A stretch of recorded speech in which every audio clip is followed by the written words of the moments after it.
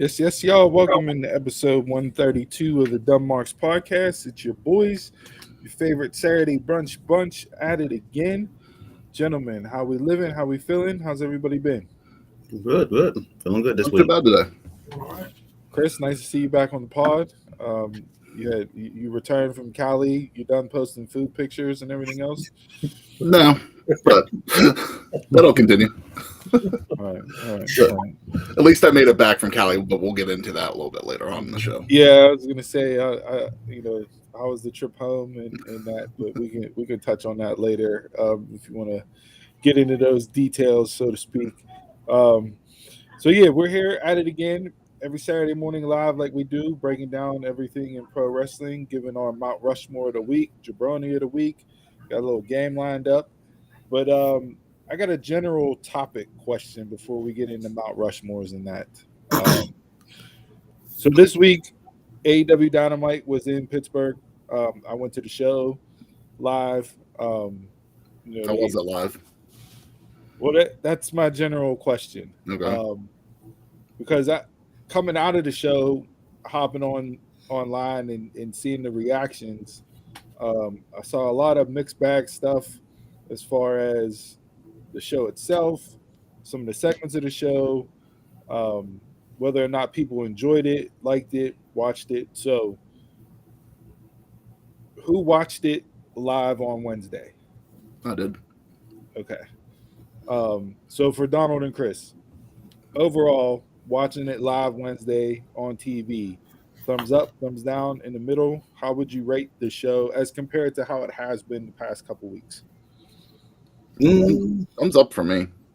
In the middle for me. There was some stuff I like. We'll say there was the majority of stuff I didn't like, then most of the stuff I like. Yeah. So I'm right down the line. How did the show come across on TV? I thought the crowd came off really good on TV. The crowd for like Brit segment and all that stuff, Warlow, they were popping, but it just seemed like it was a little laid back. How was the crowd? Because it looked like to me that they didn't have anybody up top. No, this is AEW's been here 4 times. I've gone to all 4 shows. This was as close to a sellout as the first Rampage. Like the arena was full. Even the upper? Even the upper, they had people around the hard cam side. We sat opposite the hard cam. Like it was full in there. Okay. And majority of the night, the crowd was live and into it, enthusiastic. There were some dead spots. Initially, like when the opening segment happened with the promo with the pillars, but from they Ring of Honor taping, which they did before Dynamite, then Dynamite, and then Rampage after. Spoiler alert: I won't ruin Rampage for tonight, but there was one incident during Rampage which I will touch on as part of my issue with people during the week, but. Literally the entire time the crowd was into it. Didn't feel like it was too much of a drop off. Everybody enjoyed the show. Everybody stayed. The last time I was there, Dynamite was over. A majority of the crowd left for Rampage. Mm-hmm. This time, everybody stayed. Gave it a better feel then. Yeah, it gave it a better feel for sure. I don't know how it will come across, with tonight's episode. I'm going to tune in and watch it just to see. Rampage comes on tonight at 10 o'clock, I believe. I think so. Tonight. Yeah. So, but no, it was a blast. Like live AEW live, and that was my biggest takeaway. Going to the show live, it's a completely different vibe and feel than watching it on TV. Oh, I bet. 100%. Like it's night and day almost. Especially if you have like a hometown person. Yeah.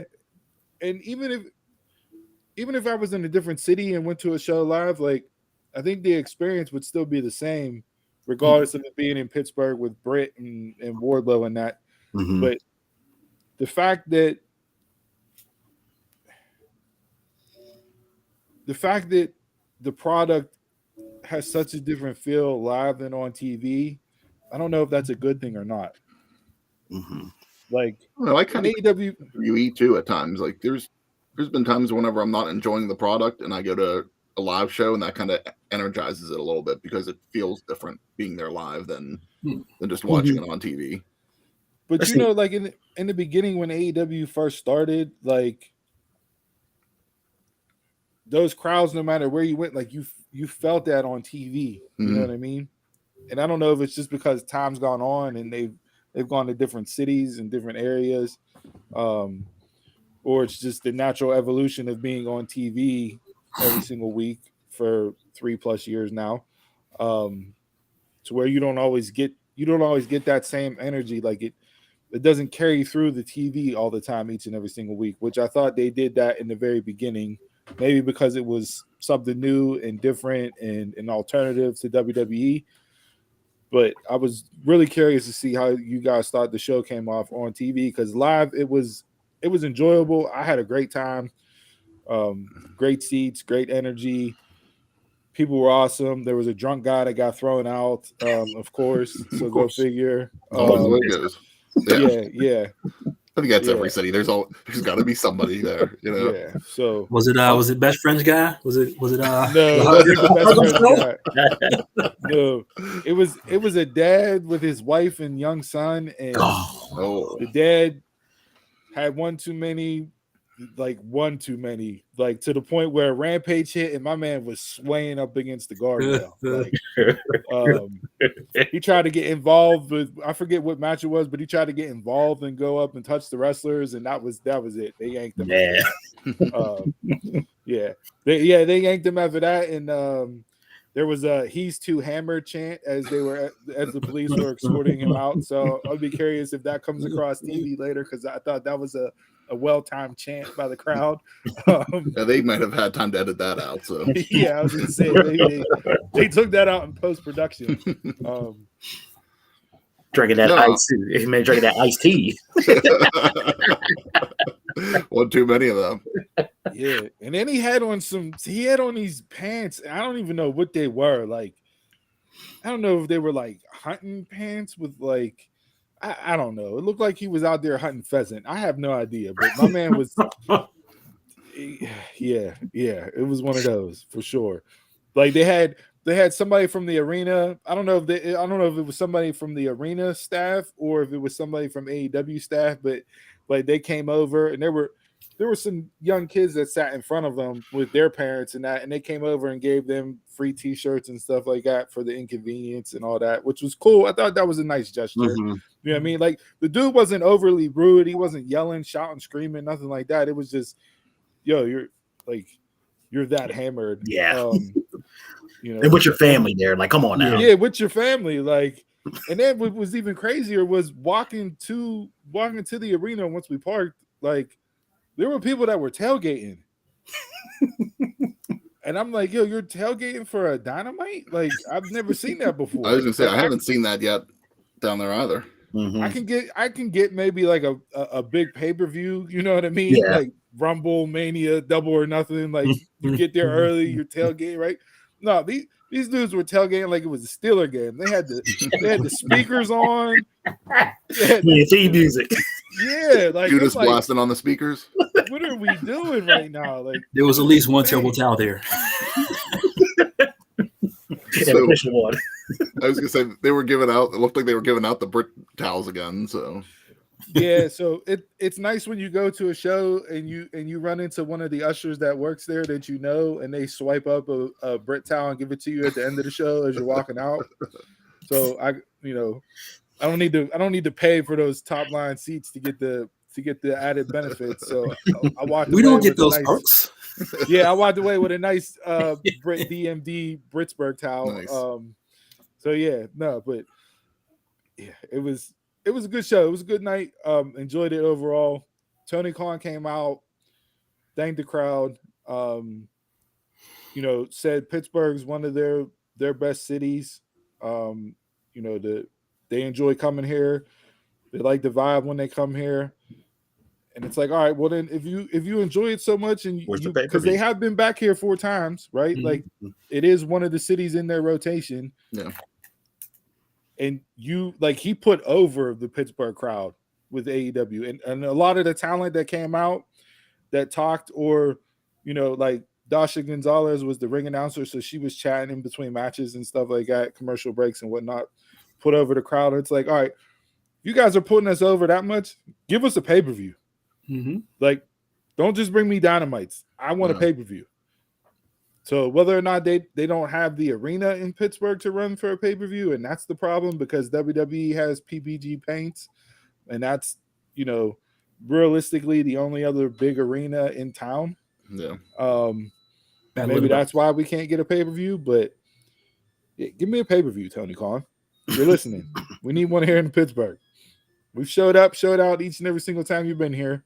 So bring a pay-per-view. Hey, just tell them forget the paints and get Heinz Field. WWE can have paints. We got something bigger in mind. Speaking of Heinz Field, I did see my favorite sign of the night was MJF eats Hunt's ketchup. That was my favorite sign of the night. So if you're from Pittsburgh, there is no other ketchup but Heinz. If you eat anything else but Heinz, you're really not from here. So here we go. At least it ain't about me. Yeah, I was gonna say I lost the bet. Ty, we had a bet. I lost the bet. I said how long before Taekwon mentions that Jason is wearing Mr. T on his shirt, and immediately goes in for that. And yeah, I lost the bet. Here's what it is.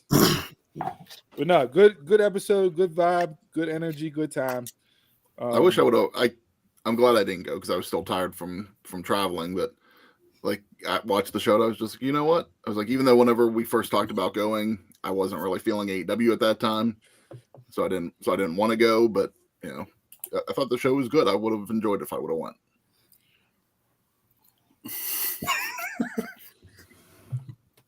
I can't see the chat messages right now. I don't know why.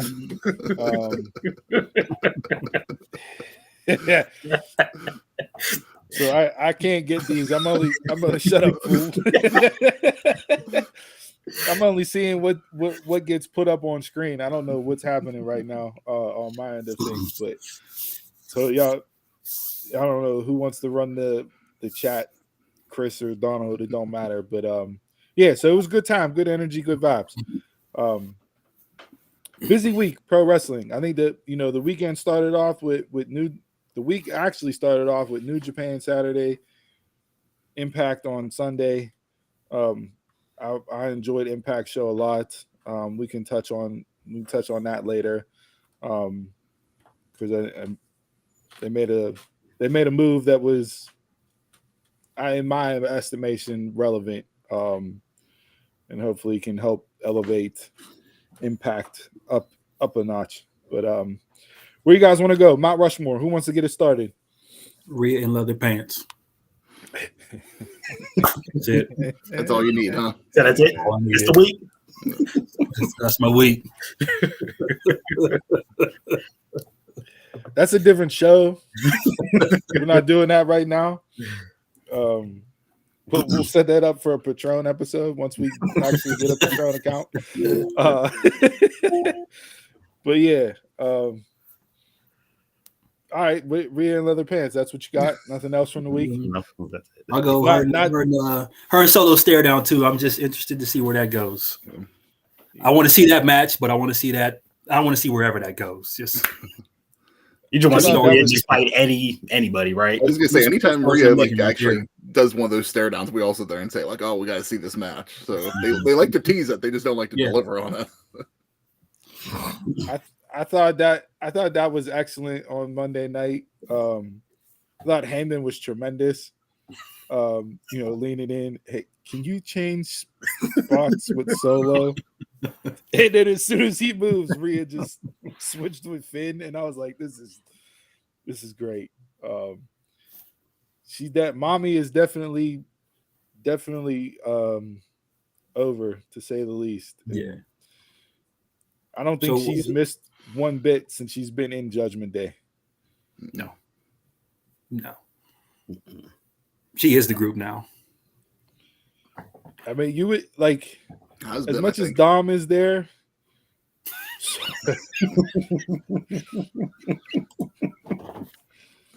Tie. And I guess if you've been paying attention to Yeah, real life news talk about this current week, events. but yeah, I mean, I think you would put Rhea 1, right? Like, as great as Dom has been, I think Priest has stepped his game up in the ring recently. I thought he's had really good matches. Finn is consistent. Finn is going to be Finn. Doing all this while hurt too. Yeah, I think Rhea for sure has elevated her game the most, and has taken over a leadership role, so to speak. Even though, Finn is the uncrowned leader of the group, if you want to put a leader on it, but yeah, I don't think so. While we're on Judgment Day, what was your thoughts on the whole short-term alliance with the Bloodline? For me, was it just something to do before the draft, or? For me, I think with that, I look at it as a whole Monday and Friday, right? I think it was a way to add another layer to the story, but also set up Judgment Day into a feud with the LWO. So that way you have, you elevate everybody by associating them with the Bloodline story, because anybody that gets put in the Bloodline storyline, whether it's short-term, long-term, is going to get elevated. But just a way to move on to something else with a logical way of getting there is how I look at it. Not just throw in a graphic up that says Almost versus Seth Rollins.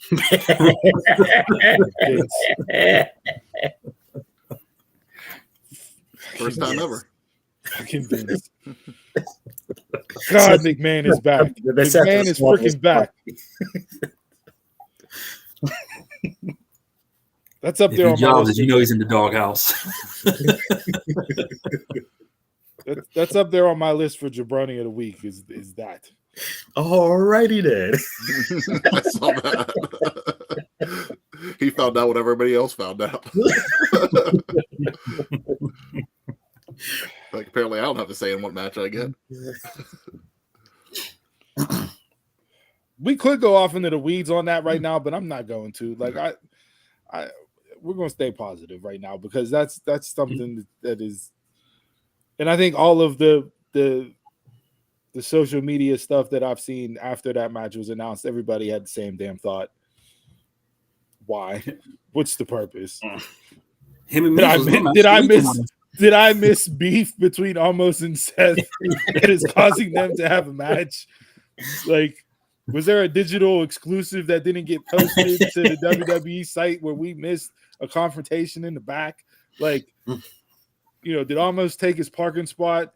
Did he dump out his baby's milk and Seth couldn't feed the child and catering? I don't know what the hell happened, but apparently they're feuding, they're beefing, and they're having a match in Puerto Rico in 2 weeks. Or 2 weeks. Didn't they just do that? Who did Judgment Day fight last week? They fought, was it Zayn and Owens and Riddle? Yeah. Yeah, that was main. But you seen the graphic first, and then you got the storyline. So maybe we'll get it this way. Because everybody's questioning, why are you putting these two together? And then they gave you the storyline on Raw. So they're going which I don't like that story this week. Yeah, I don't like how they roll that one out.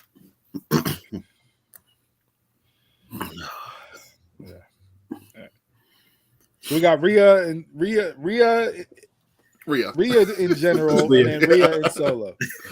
Okay, all right. Mine is again from last week that I was saying, Bron Breakker just interrupted anybody's storyline, and just that spear he gave the Odyssey Jones was some of the best stuff I've seen since Reigns gave Mysterio one all those years back in the Shield. I mean, just keep going through anybody's storylines, and I'm okay with it. That's almost as good as those all-camera bro kicks that used to come. That literally had me jump up, and I was Ric Flair, like, woo! It was dancing, was like, man, this is what I like. And then Man, 2 weeks ago, jabroni. 2 weeks later, Mount Rushmore. Yeah, I know. And as soon as he got on that mic, boy, it sounded like his uncle. Tuesday night was the first time I heard him talk, and I go, "Oh, there's Scott Steiner." Yes. Like there's big. Was he doing math? Did not do math. Did not do math. I gotta knock him down a notch though, because like I don't know what type of cut off turtleneck tank top he had on, but he needs to retire that bullshit because that's out of Italy. That was terrible. That's a pretty diddly exclusive. Yeah, like, are you hot or you're cold? Yeah, like, and then Florida, you never know. Apparently, and then he cut it in even more, and it was just like, this is trash. This could have seen off anything. Yeah, like how you alter a tank top to begin with? This dude altered a tank top, like took it to his tailor. He wears every week now. Yeah, took it to his tailor. Hey, instead of just like the straight down, can you give me like a little V angle? Like he was getting a temple fade. Like this dude. Bron Breakker. Okay. All right. Interesting. Do you think the way that they've been using Braun as far as, interrupting people and everything else, do you think he gets involved in the match with Melo and Grayson?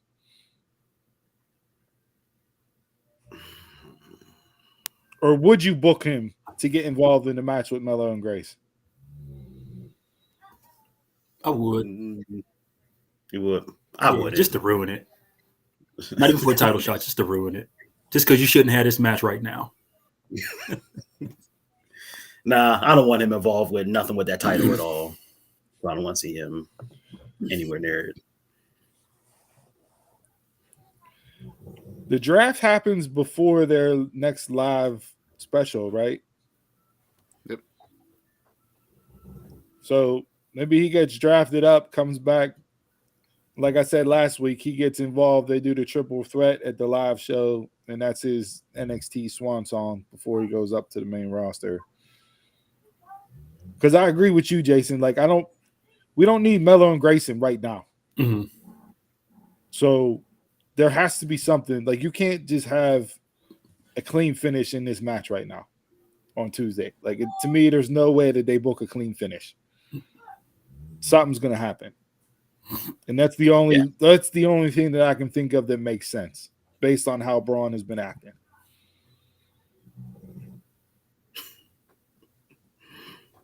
So I don't know. We'll see. I thought the standout from Tuesday night was Julius Creed.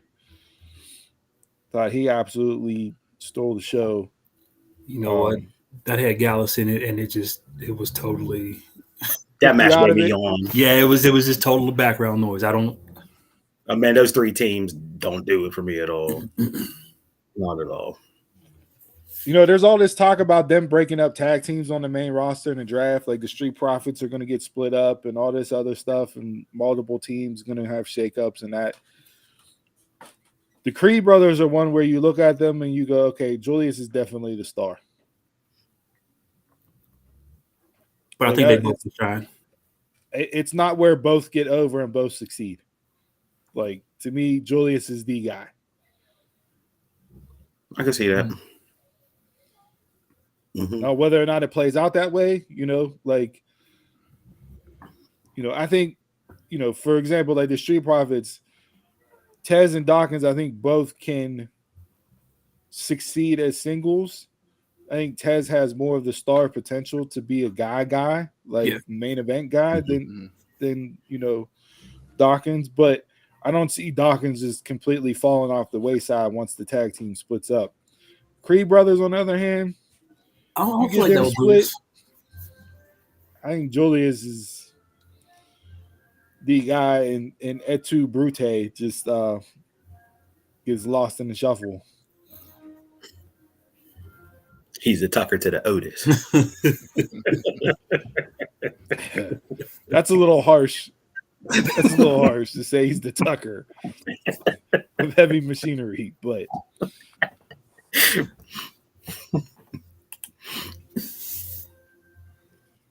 now with that NXT crowd, do you think it hurts them not moving around? Because you're getting the same people every week. Like we love Braun right now. In the building, I'm not sure if it's coming off as like hate because he's a heel or hate because they're just over Braun. Could be one of those things where they're just the crowd is just playing to what they're supposed to be playing to. I mean, we had that with the original NXT too, though, at points. Mm-hmm. Because it was the same.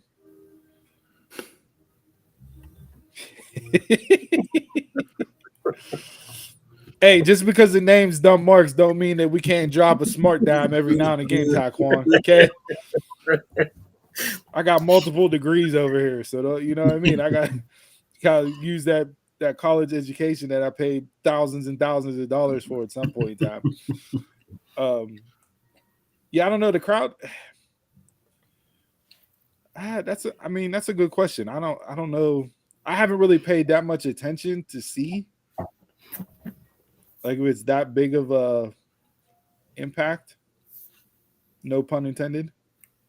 With having the same people, because you had the same people in Full Sail week after week. Mm-hmm. Hell, Izzy's made an entire career out of just showing up to NXT week after week. Shout out to her. Like, so I mean, it will be interesting to see and watch and pay attention as they move forward, depending on how long Braun is even down there for. Because I think he's one of the ones that gets called up. Seems logical for this one. Yeah. Chris, what do you got? Mount Rushmore. I'm going pretty much AEW overall again. I enjoyed the show this week. I've been enjoying the product consistently for like over the past month, but really enjoyed Jay White and Commander this week. Thought that was a great match, so. All right, pause. Hold on. Let's bring this up because Joey Janela had a question, and it's Joey Janela, but Joey Janela put out on Twitter, what's the difference between the Commander rope spot and the Undertaker rope spot? Because people were all over Commander for him doing the walk around the ropes into the dive on the outside that he does. And they just absolutely were destroying him for it. Which it's the IWC, so go figure. Everybody's got to find something to complain about. So. Right. But like, I thought it was a really good question from Janela. Like, what's the difference? So what does he do? Does he hold the hand while he's walking around along the rope? No, so that or the one where he just runs across. Yeah, the one he where kind of runs with it more. The person's on the outside. His opponent's on the outside. Oh, he gets up on the corner, walks across, comes over, hops, and does a dive onto the person on the outside. Where Taker would, put a little arm wringer on you, grab the wrist, walk up, come across, jump off, and do the chop on the arm down, right? And Janela's point, like, well, what's the difference? Like, you guys weren't bashing Taker when he was doing that in the 90s, but all of a sudden, this dude does a variation of that and makes it his own, and it's a spot that he does in his matches, and you guys are killing him for it. So, what is the difference? Is it because he doesn't have the person actually tied to him in a way to where it looks believable? Does it look too set up? Is it too fake? Like, what is it? Because I haven't seen any complaints on it, so I can't talk to like what people are complaining about with it. But I see complain about it. Yeah, but that's it. I think the complaint is more people like waiting for the spot. I think, but I'm not sure how they played it off. Like the time in between. Like if you're groggy waiting for it, but like if you see like the high flying spots, you'll see people actually just waiting for the spot, not doing anything, but just waiting. That's Yeah, all. and I'm That's a not- lot of criticism. Which that could be a difference between the American audience and the Mexican audience of Lucha Libre. Because that's their matches. They're setting up spots. Within. So, but if like somebody's out on outside the ring playing groggy until the spot comes, feels like a totally different move. mhm. Yeah. And I'm not sure how the spot was shot on TV this week because I was there. So don't know how they shot it to where they showed Jay White or what, or if they just kept the camera on Commander and had followed him the whole way until the dive. So like, I don't know how they shot it. I don't remember the exact shot of it, so I'm not gonna. Usually they followed him to the dive, so you don't see much of the person outside. So Yeah. But I mean, like, We've done the hard cam too, like where it's just like the wide angle and you see him like walk the rope. I've seen that with him. I don't get the criticism. No, I don't know either. So what's going to be interesting about it is because saw the criticism and the backlash for that, but Rampage tonight, you got Vikingo versus Jarlisti. I can't talk right now. Jarlistico for the AAA championship was the main event, right? Oh, is this the rough? That too, but full blown Lucha Libre style match. Like 1000%. This match was literally Mexico as Mexican wrestling can get in the United States. I'm really curious to see what people have to say about it. Because if you're crapping all over Commander, what he did in that spot or in that match with Jay White, you're going to absolutely hate this match. I mean, people were complaining whenever Vikingo wrestled Omega on Dynamite. How many weeks ago that was because of the spot setup, and I don't know. I think if people watch the match, they probably will shit on it, unfortunately. And the match was amazing. Like, yeah, seeing Vikingo live, Commander too, like watching them live, even Jarlistico, and I'm butchering his name right now, and I don't know why, but like watching them live and see what how they use the ring as a canvas and what they're able to do from a moveset standpoint, like there was shit that happened, and I'm like, I have no idea how they pulled that off. Like none at all. One of the things that I loved about like Ray Phoenix whenever he first came into AEW was you could tell he has ring placement. Like he knows where he's at in that ring at all times. And I will say the same thing about those two, Vikingo and Commander, because they know where they're going to be. They know their next three spots probably in their head, before it happens, and just know how to set everything up. And I give them credit. They're amazing talents. I've been enjoying every match that I've watched of them. And people crying about spots, but they stayed down for Hogan's leg drop. Okay. Commander did get signed to AEW. The graphic popped up. He is signed to some Mexican promotion, and I've never heard of them before, and I don't even know how to pronounce the name, so I'm not going to try to. But they did allow him to sign with AEW. Nice. So whether or not he works both or what, but I really like the direction of AEW in the sense of adding the international talents to where you're getting more of the Baskin Robbins flavor on the show. Mm-hmm. Which Wednesday night, I thought there was a lot of variety. I agree. I've been enjoying it. I think it's been, like I said, for me, it's been over a month now. Could be even going on 2 months of consistent variety. And I've said weeks past, it's not that I'm enjoying every single thing on the show, but overall, I'm enjoying the show. So what from Wednesday night didn't you like? If AEW as a whole was your Mount Rushmore for Dynamite, what parts of the show didn't you like? I can see why people are bashing the whole Wardlow thing. With Hobbs losing the belt so quickly and Wardlow getting it again. But at the same time, I didn't hate it in the sense because I'm at least interested enough because I like Wardlow and I like Hobbs to see where this goes, if this develops anything further between the two of them. Well, it don't look like it because they got Lucius Horace on the top of the stage. I mean, you give Wardlow give Hobbs 3 power bombs the way he did in the Powerbomb Symphony, that kind of felt like an ending too. But not only the Powerbomb Symphony, but the I don't want to call it a pop-up powerbomb that he did, but like he caught Hobbs in the air for the first powerbomb before he went into the symphony. Like watching those two big ass men, and look, Taz gave the meaty men too. You forget how big some of these guys actually are, right? Like seeing Kaz live is insane. How big that dude is, like insane. Seeing what's the Sing from with Jay Lethal and Jeff Jarrett and that, seeing him live, like legit standing next to the corner of the ring apron, he's halfway between the middle turnbuckle and the top turnbuckle, standing on the floor, like massive human being.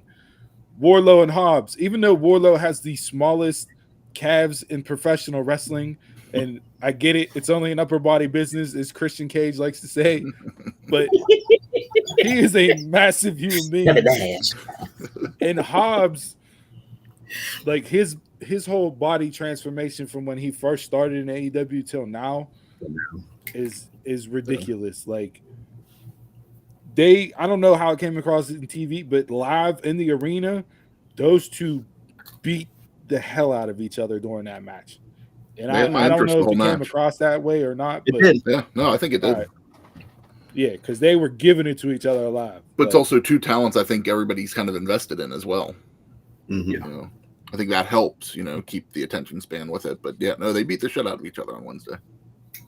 It was good until the whole QT and Arn Anderson thing started playing in the. I'm just like, here we go. Arn pulling the Glock out was one of the best parts of the night. First off, coming out of nowhere in the back. First off, shout out to Arn. Like, I haven't seen you since Cody. Well, his one of his sons passed away, so he's been off dealing with that.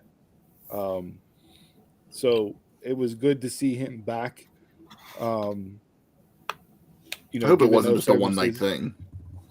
And I don't think it was. Like Arm Anderson, there you go. There's a shirt. Yeah. I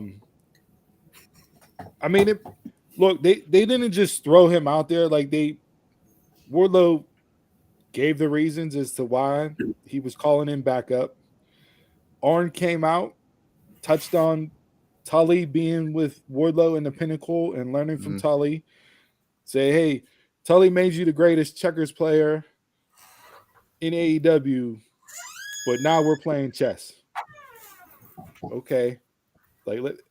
Arn has been rumored to want to reestablish a 4 horseman stable in AEW. Not necessarily call them the 4 horsemen, but he wants that type of stable. Okay. So if you're going to have Wardlow as one of the linchpins of that stable, and you put Arn with him, not saying that Wardlow needs a mouthpiece, but somebody to help elevate him on the mic, then I'm okay with them doing that. Hopefully, if they establish that, it'll be better than it should be what the Pinnacle should have been and not what the Pinnacle was. And the Pinnacle is one of those things that I had high hopes for. Yeah. Like that could be a what if game because that group had all the makings to be one of those factions where you look back 15 years from now and go, damn, they were legit. Like, and I feel like they just put them together to feud with the Inner Circle, and that was it. So, all right. So, QT stuff. All right. What'd you think of the Britt, Adam Cole, Jericho segment? First off, shout out to Adam Cole for getting a Jag-off chant live on TV, not once but twice. I don't know if you could make out the word Jag-off that was being chanted on TV. I didn't catch it being chanted. Oh, yes. I caught it. Yeah, that's tremendous. For those of you that aren't from the Pittsburgh area, Jag-off is an asshole, which is our local term for it. So. I like Cole posted something. He said, once you let your grief become anger, it will never go away. Never. I swear to God, I'm going to hurt you, Chris, and the pain you feel will never go away. So I kind of like the follow-up to that. And the segment itself, it kind of fell flat for me on watching it on TV. I felt like it just went on. It went on a little bit longer than it should have. Like they could have cut that back a bit. But so whenever Britt was calling out for Cole, calling him Austin by his real name, I was like, yeah, this sounds like All Access. And that's that. You can definitely, with her coming out, you can tell that's why they were doing it. Yeah, because you're seeing them together now, and that's where I feel people were shitting on the segment, because it was like, all right, this is All Access, and this isn't Dynamite. Mm-hmm. Like, I don't need All Access on my Dynamite show. This could be another Becky Seth. Good old total divas. No, see, I don't think they'll get the backlash Becky and Seth got. And I don't think they'll turn on them like they did Ty whenever she came out with Sammy. Like Cole is mega babyface position wise. Mm-hmm. Like outside of the initial start to the show when Jungle Boy came out, that entire arena was doing the arms and the chant for Jungle Boy when his music hit to start the show. Cole got the loudest reaction, including Britt. Like, he is mega babyface right now. I mean, no pun intended on here, but they're kind of like the AW It couple. And it's like, I don't think people are going to turn on them the way they would have, because we've at least seen in the past, we've seen them do stuff with Britt and Adam Cole, even though we even said back then, I think that we didn't necessarily need to see them together on TV. But at least we've seen that established, and so WWE just kind of threw Becky and Seth together just one week and was like, "Oh, you're together? Here, just go on TV." And they've been dating for so long now that everybody knows they're a real life couple. Yeah. Mm-hmm. But do couples ever last on TV? Triple H and Stephanie. But they're hated. Miz and Maurice are doing it, you know. Yeah, Miz and They're Maurice. hated. Edge and Beth. Edge and Lita. You're over that. Edge and Beth. It just all runs its course. You're just like, you know what, I'm over this. Unless they're heel. Babyface couples don't work. So did everybody else think? Because the way I felt after that segment on Wednesday was that we're going to get, you know, Adam and Britt versus Jericho and Saraya.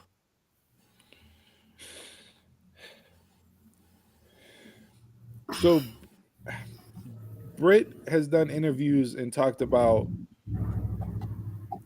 the excitement for what they have planned with this Outcast story and where it's going potentially. Now, I don't know if things have changed, right? But she has talked about that before, as far as like, hey, pay attention to this story because what we have to come is really good.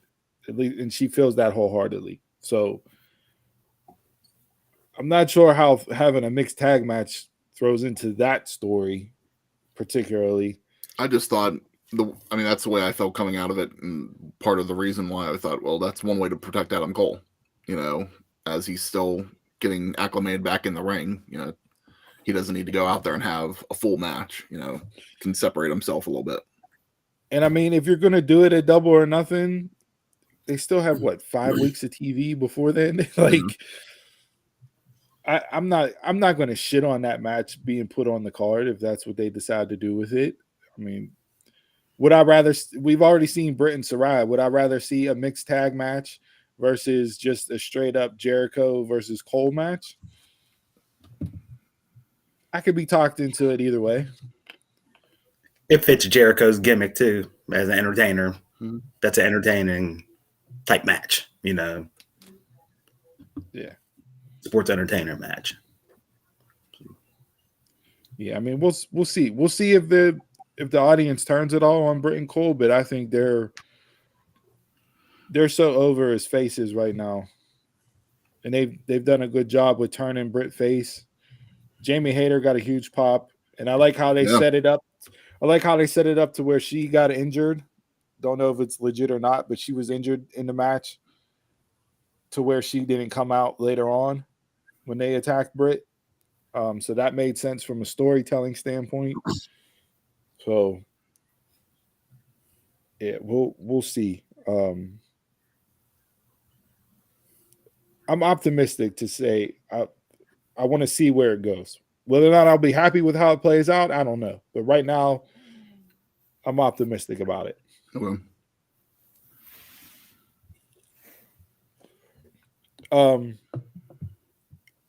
Mount Rushmore for me, like I said, AEW was great. It was awesome. You know, I don't want to put the same Mount Rushmore up there as what Chris had. I was gonna do Mount Rushmore for Steve Macklin and Deonna Purrazzo, real life couple. Another couple. You know, who both won. Macklin won the Impact Heavyweight Championship, and Deonna won the Knockouts Championship in a great match with Jordan Grace. But I'm gonna give my Mount Rushmore to Nick Aldis. Mhm. I think Aldis coming into Impact is a huge signing for them. I feel like he adds a thread of credibility Mhm. to that show. Not saying that they didn't have credibility before with the roster and individuals that they had. You know, I thought Josh Alexander was a great champion, did a great job. But there's just something about all this that's different, right? There's just a different there's the different factor involved in his equation. I thought it was great them signing him, coming in. You know, him on commentary this week. Followed up Thursday was a great show, and then him and Macklin on Twitter have been fantastic. Right, like What they have all Macklin. this do on Thursday? So they didn't have all this. He came out at the pay-per-view on commentary, announced that he signed. He came out to sit through the title match because he, you know what I mean. Thursday, Macklin came out, you know, the American war hero soldier, and you know, bashing Canadians in Canada, calling out Scott D'Amore, everything else, and then Scott D'Amore issues PCO, who's quintessential Canadian, to be his first challenger. So we're getting a U.S. versus Canada feud right off the bat. And PCO is, I don't know how he does what he does. Did they tape in the same building that they did the pay-per-view for Impact? That's good. Yeah. I like them. I like when they run that building. Yeah. So, but yeah, I just like, I think Aldis just, he adds another layer to that entire company. And you may not be as high on him as I am, but I'm hoping that he can help elevate Impact up. I've enjoyed the 10 pounds of gold run that he had with the NWA title and bringing them back to relevancy and putting them back on the map. He gets it from a business standpoint, from a show standpoint, a character standpoint. So I'm here to watch his run in Impact because it's a different version of Nick Aldis that was there originally. Like Macklin tweeted out a picture of him in his army gear in, I don't know if he was in Afghanistan or wherever he was, but something about to Aldis like, hey, when I was 21, I was doing this. You don't know pressure, yada yada yada. And Nick Aldis responded back and tweeted back, ... That's cute. When I was 21, I was wrestling Sting. And I was like, oh, this is great. Like, give me petty wrestling beef on Twitter, and I'm here for it. Like, this is great. I'm definitely interested in seeing where they go with this because I thought, you know, when I expected Macklin to win the title in that match on Sunday, and I was just like, all right, Macklin will be champ. You know, not sure if he'll be a placeholder or not, but you know, Alexander will come back and should be able to get right back in that picture. So when Aldis came out, I was like, this adds something interesting to see where they're going to go with this development. And shout out to Steve Macklin for going from future endeavor to person we didn't even think about to signing with Impact and working his way up the card to where he becomes a heavyweight champion. Like, he's had great matches in Impact, very underrated matches in Impact over the last year plus. So, like I said, I like Impact's direction right now. You still have the Aldis Bully Ray angle if you want to go back to it for the way Bully was with Mickey with all that stuff. So you could teeter on that.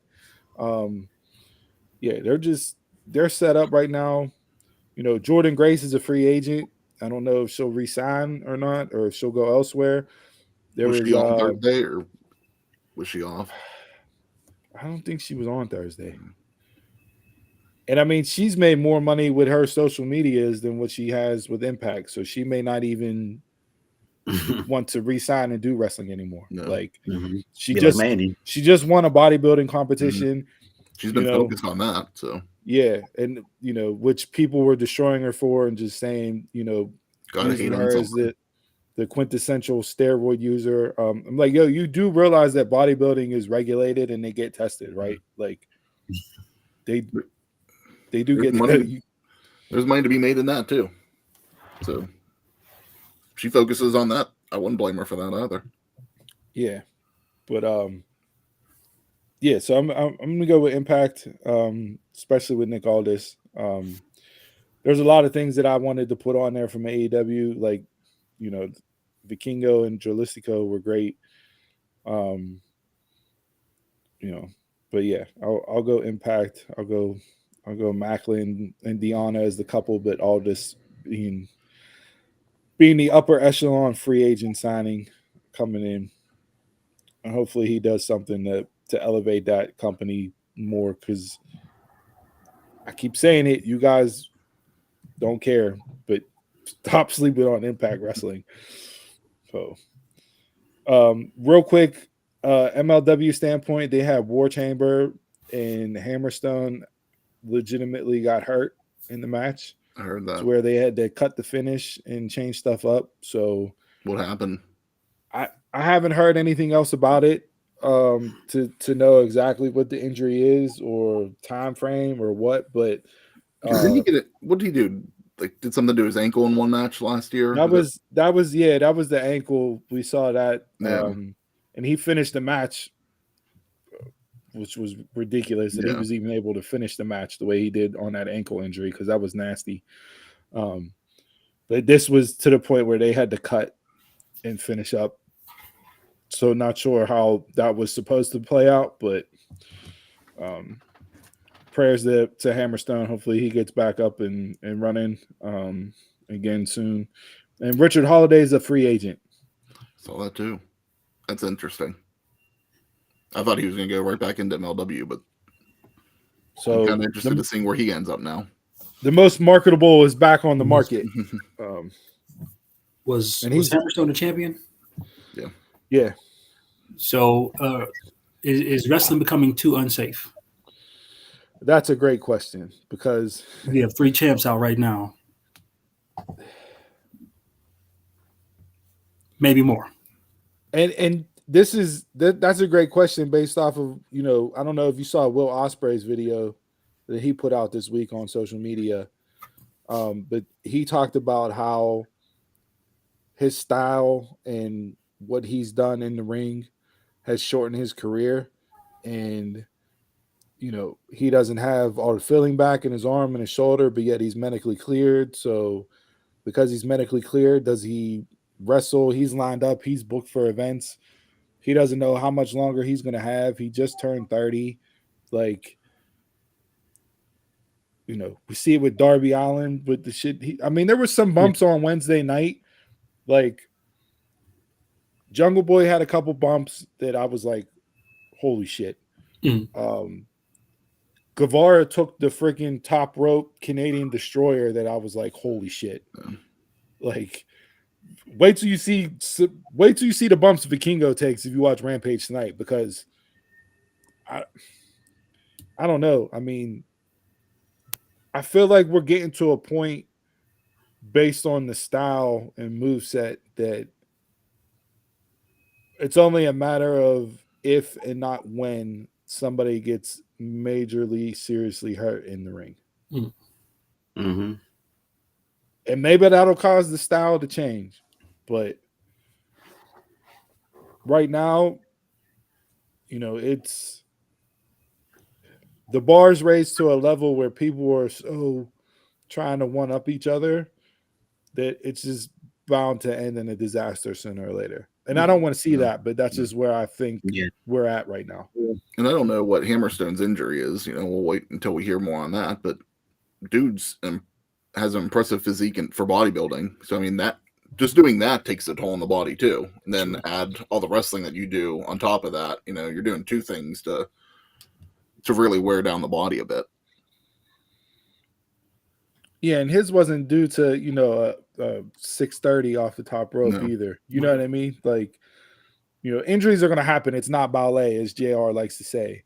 But you are looking right now at a stretch where, and we saw it this time last year with AEW going in the first Forbidden Door, where you had Punk, you had Danielson, you had Omega, like you had all these guys that you want to see on the card because of the event that it is for the first time ever, and they weren't there based on injuries. Mm-hmm.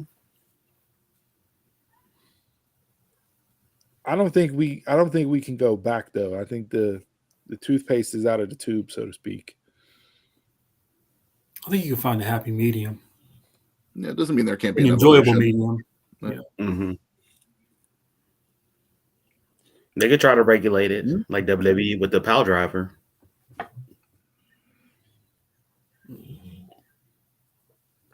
I think you do have to recognize who you are and what you do. Like, I know FTR for the longest time got the flack of, well, no flips, just fists. But at the same time, they're stalwarts. They don't need to do the flippy shit. Like, and they've still gotten injured, Right. Whenever they're doing that style. And I don't think every athletic, springy, gymnastic-esque wrestler needs to do flippy shit. Like Ricochet's going to get hurt just from Braun Strowman throwing him in a ring. Like, I don't know what the hell that spot was last night, but and Ricochet just on Twitter he just followed up with, well, he'd be throwing me, and it's like, no, we don't know he'd be throwing you, and he doesn't need to throw you like that. That's live and recall. Yeah, like that's the same thing. Like, has Ricochet been hurt? Yeah, he's off for a bit. Yeah. Okay. I mean, he's been written off for injury and for no creative, but okay. You just don't ever see like the in-ring gruesome stuff with him. Yeah. Yeah. Okay. Because his knees are springs. I mean, his springs are going to wear out at some point, though. Yeah. Oh, they will. Like he's the closest thing to a real life Gumby that I think I've seen in wrestling. The way his body bends and how he, like, like there's definitely spots where I'm like, oh, he's dead. Like, there's no way he didn't break something there. And he gets right back up and does the next move. Like, all right. So, all right, that's Mount Rushmore this week. We got jabronis to run through real quick before we get into the game. I'll kick it off. My jabroni of the week was United Airlines, because I almost didn't make it to California. I honestly didn't think I'd make it out of that at all. Yeah, he did eat the spring mushroom. Absolutely. It's a good reference. So on my plane from United Airlines from here to California, just was kind of like dozing off a little bit. Next thing I do is I feel the plane go up and to the right, and then the pilot just auto-corrected real fast and just landed flat. Me and the lady next to me, we looked at each other and go, like, what the hell was that? Like, I have never felt like turbulence is normal. I'm cool with that. As much as I fly, turbulence is fine. I can get through that. But I've never felt them like just tip different directions and then try to autocorrect it as quick as possible. I don't know if that was the pilot's first flight ever. But it was just like, I've never experienced that. And then whenever we land, like he was like one of those people that just was like, okay, we're just gonna slam on the brakes as quick as possible. And it's like I felt like we were in like tailspin as quick as he slammed on the brakes. And the flight attendant was just like, oh, it's a short runway. I was like, yeah, like if that was the only issue, I'd say okay, maybe it was a short runway. But so I was like, they need to put that pilot back in training course again. Like, first time flying United might be the last time I fly United. Somebody got done watching Top Gun Maverick.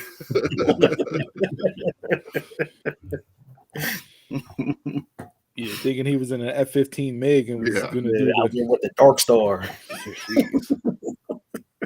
All right, United Airlines, check. Jabroni of the week on the list. Good. All right.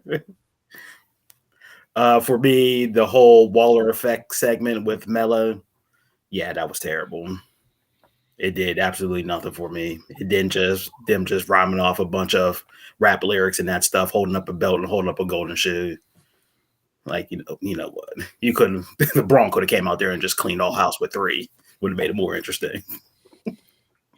I did like Mello's line of how he's going to throw the shoes up on the telephone wire. I did like that. Like that was good. I like that one. But you had a 1 week build, literally a 1 week build. So I don't think there was much else they could have done to get me excited other than go out there and try to throw some insults and slings and darts at each other. It just didn't come across good. No. Jay? Mine too was segments just as a whole. Like, they're just going on they're dragging too long. All of them, like Trish, dragged too long. Mello, dragged too long. You said stuff on AEW dragged too long. Like, unless it's Bloodline, I'm just like in and out. Good for you for not being the Jabroni of the week. This is the first time in 3 weeks he hasn't put himself on the list. The pillar stuff felt a little long in the beginning. Yeah, I saw people crapping all over that.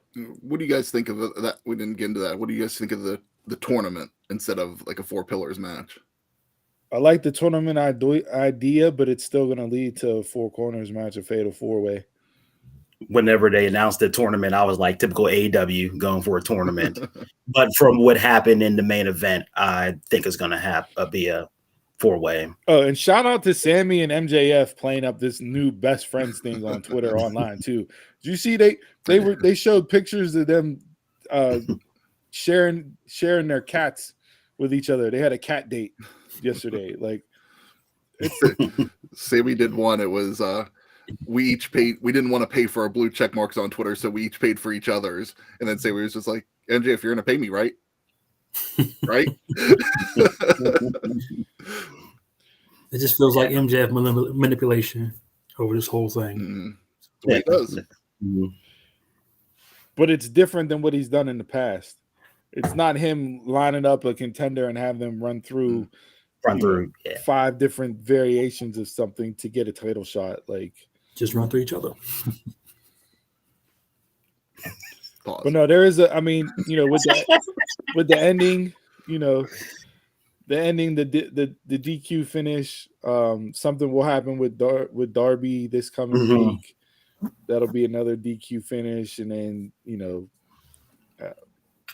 they'll announce something. But they got 5 weeks to kill, so I don't know where they go or how they get there, but I do think it'll be a fatal 4-way at the pay-per-view. Yeah, because I was like, you just can't have like Jungle Boy lose in the beginning and not fight anybody, but yet in the opening segment have them run down on like each other. I was like, you can't have them run down on everybody and not fight each other. So that's wasted time.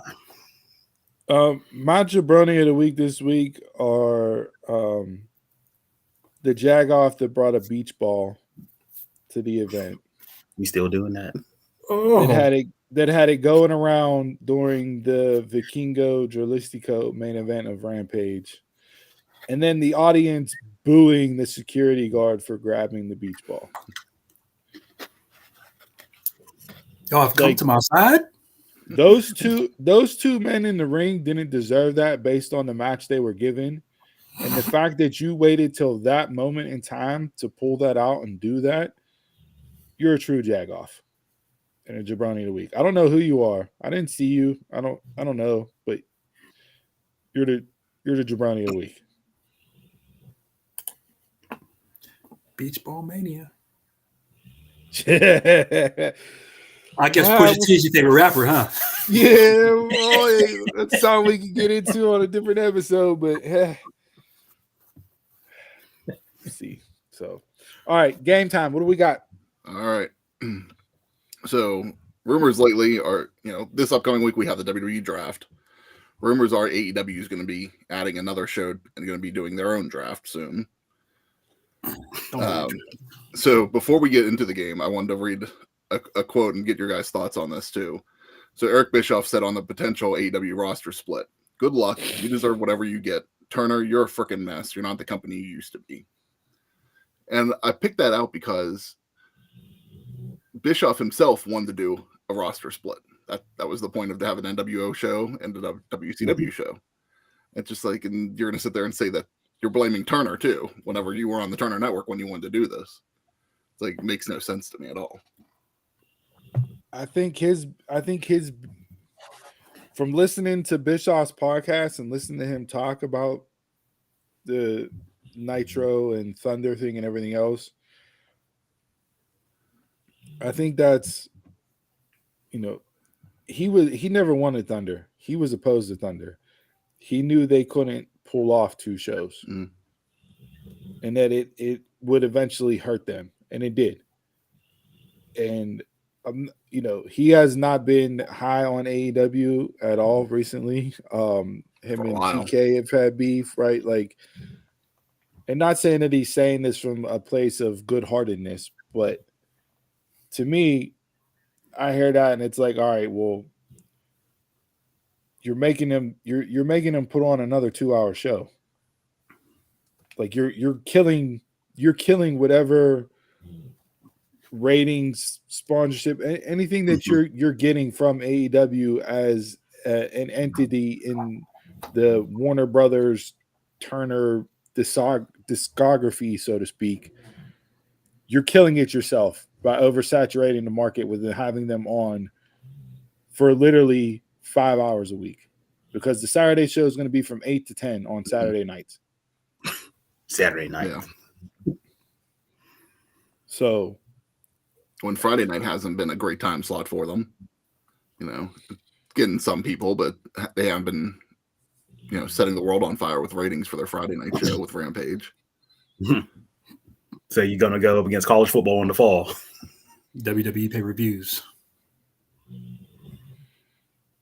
UFC pay-per-views, boxing pay-per-views. Any legit boxing like tonight.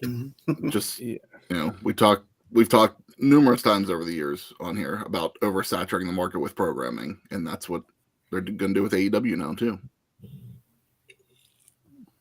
And it's supposed to be the Punk show. We'll see. I won't be watching because he's coming back. All right. So again, with WWE Draft coming up, if everybody in wrestling was a free agent right now and you were going to start a promotion tomorrow, give me your top 5 draft picks. Top five? Yeah. Man, how long is this show? Yeah, Jesus. We've already run over. We're coming up with top 5. Yeah. So we're just giving 5, or we're going one a piece? Is it? No, he wants us top 5. No, I'm saying like if we're going like first pick go around, second pick go around. Well, why we can now, if we're doing an actual draft where we're picking, once that person's off the board, you can't select them. They're gone. I just wanted your top 5. Oh, well, I think us doing an actual draft. You want to do the dumb marks draft? Yeah, I think us doing an actual draft right now would make it more entertaining, because once they're off the board, they're off the board. Okay. So it was your game, your idea. We're spicing it up a little bit. We'll let you have the first pick. And the raw pick. All right. Now, do we want to go? We go clockwise. So we'll go Chris, Donald, me, Jay. That works. All right. And we're doing 5, or are we doing 4 since there's 4 of us? Let's do 4. All right. 4 rounds. Is somebody writing these down so we know who's off the board? Chris goes to the pen and paper. I got it. All right. My number 1's going to be Seth Rollins. Shit. Yeah. Seth. He's wrestling almost. Great first pick. Yeah. Not his choice. That's like reaching for Zach Wilson at number 2. Good job. Yeah, don't. Rainmaker. Wow. Yeah. Tribal Chief. Fell to 3. Are you kidding me? I'm getting the Tom Brady, the Peyton Manning, the Michael Jordan at 3. This Donald's Portland drafting Sam Bowie instead of Michael Jordan. This is great. I mean, I have a country on lock already. A young. Rhea. Jay's in the Indianapolis Colts spot. Wanted to trade up, but couldn't do it. Stuck taking Will Levis. I'm going Oscar. Hold on, who'd Jay take? He took Rhea. Oh, wow, Rhea. Okay, Chris, you took Oscar. I'm taking Oscar. Is this is going to turn into the 4 of us picking a male, a female, a tag team, and then a wild card? That's what this is gonna turn into. Offspray. Okay. This is amazing. MJF. Okay. Cody. Son of a bitch. I'm gonna go FTR. You motherfucker. Omega. Mercedes Moné. I got Roman, I got MJF, and I got Mercedes. Y'all are in trouble, boy.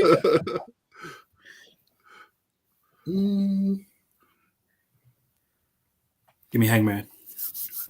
Yeah.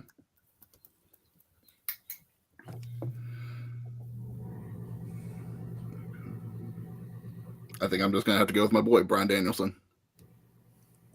I thought you would have picked him third. You pulled FTR out of your ass. Even Ty Khan picked Eva Marie. Look at that. I can all read everything.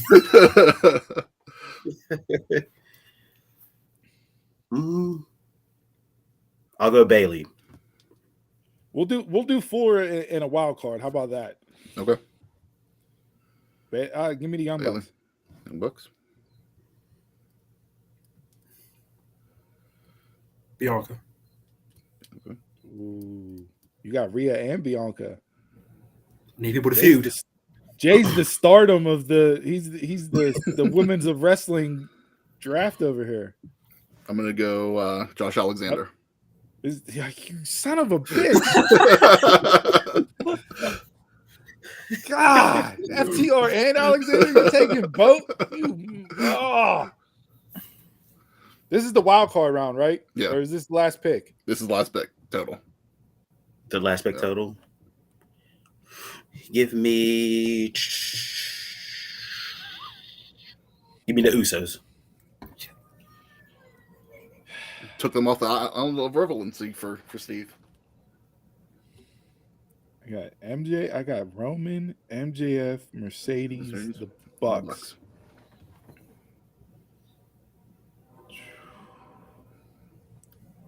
I want to be the Minnesota Vikings here and have my time expire on the clock to where I don't get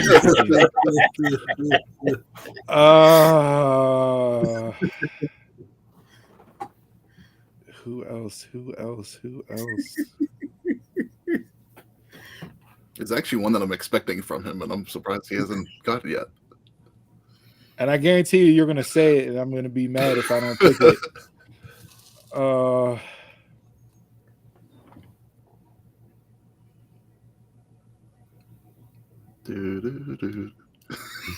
Since we're doing wild card last pick, Joey Styles. I need somebody to be the voice of my promotion. Okay. Somebody to put the story, bring the story to life that's being told in the ring. So that's definitely a wild card pick.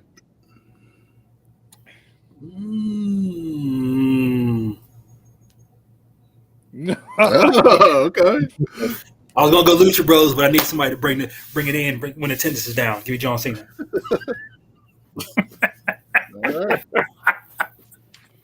So we got for mine Seth, Asuka, FTR, Bryan Danielson, Josh Alexander. Donald has Okada, Ospreay, Omega, Bailey, and the Usos. Steve came in with Roman, MJF, Mercedes Moné, the Young Bucks, and Joey Styles. And Jason has Rhea Ripley, Cody Rhodes, Hangman Adam Page, Bianca Belair, and John Cena. We don't worry about tag team over here.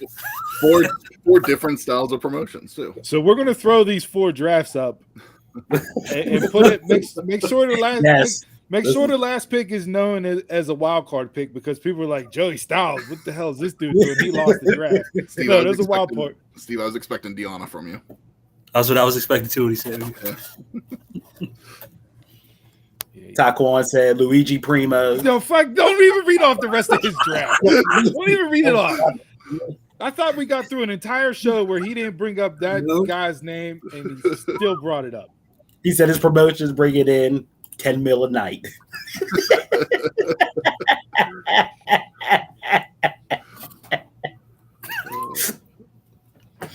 That's on the spot drafting right there. Yep.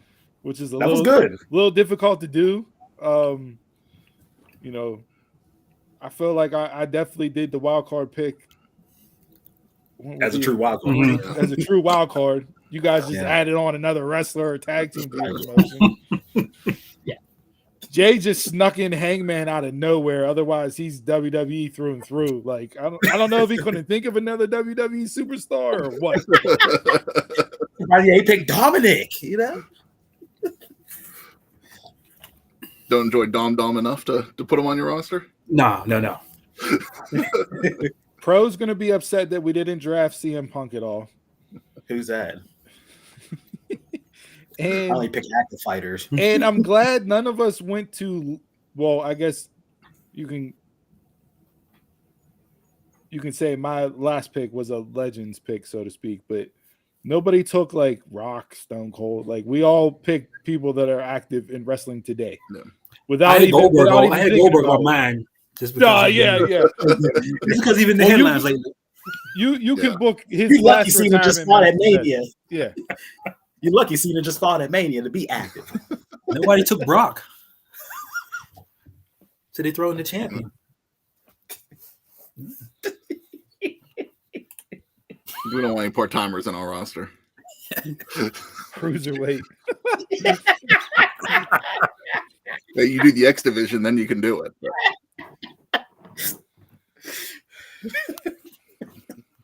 Can we do trades Come off on, of our list? That was a good one. Who you want to trade? I really want to trade the Bucks for FTR. But... He wants Chris's whole raw. He wants Chris's whole line. And I don't have my wild card. I don't have a wild card to throw up to get Josh Alexander on my team, but I got arguably the three biggest draws in pro wrestling right now.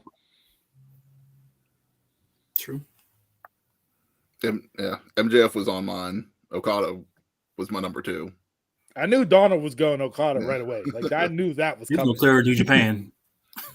Oh man, my top 3 got like 1,000 stars between each other. According to Dave Meltzer, right? Oh man. All right, but yeah, no, we're gonna throw the draft out order up there. See which one, who won the draft. Yeah. Me, Whose Jay, promotion Mr. Donald. Whose promotion would you go see? Who would you start? Feel free. No, the draft order too. You want me to do them in order? In order. There was no compensation Chris, for the guy Donald, last. Steve, Jay. I didn't get no compensatory picks. And we didn't even do the snake draft like fantasy football. We went right back to Chris at 1. I didn't win no Jason's pick championship to wasn't pick last. Jason's pick wasn't protected.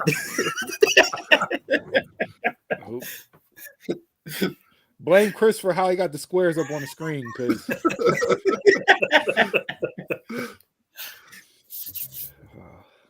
all right. Well, that's it. Anybody got anything else? No? All right, Chris.